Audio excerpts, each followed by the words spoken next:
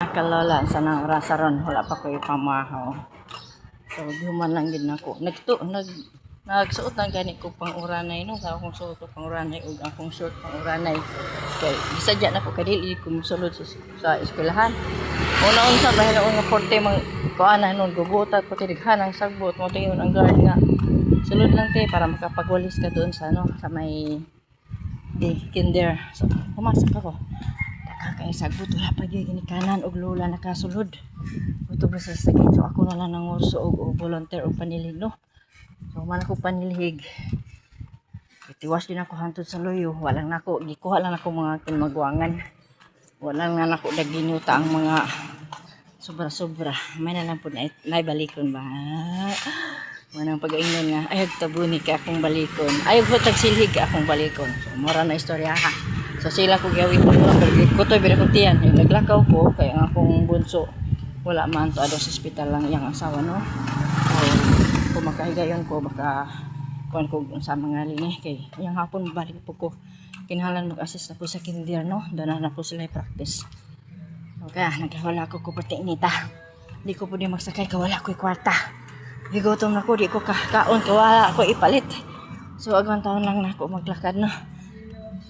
Kapoy pati init lagi di. So pag man ako panilhig ha isiparit na ko itong mga dahon ko itong mga plastic ang mga dahon may akong gilabay ito sa liyo. So wala akong magpahanangin din sa maestra pero gisinyasan ako akong kinder kay basig mangita kami nga rabda yung kahit kong kawala. So muna nguli ko pero naghakot sa kuog tubig duha tulo ra pud ka galon kay napamong ko hinakot kamay dito sa kuan sa atong bernis. So dinuto na lang to nila kay saon man pagi na agas man daw pero gusto pa ihi nako sa kadaghan nga magkuan ba sa kadaghan nga mag salod so digit ka kuano ang insin maram ko gikot ta sanay na si kuya ya di ko na pagdaong ay no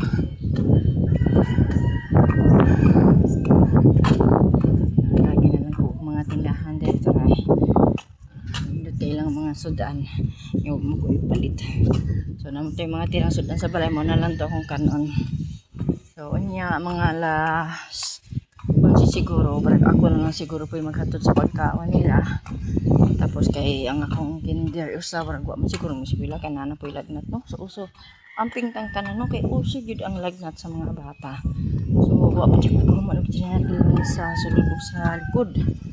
Eh, siyempre, kung focus ka sa pag-general cleaning, mabi ang trabaho ng uban. Yan, maglaba pa dyan ko.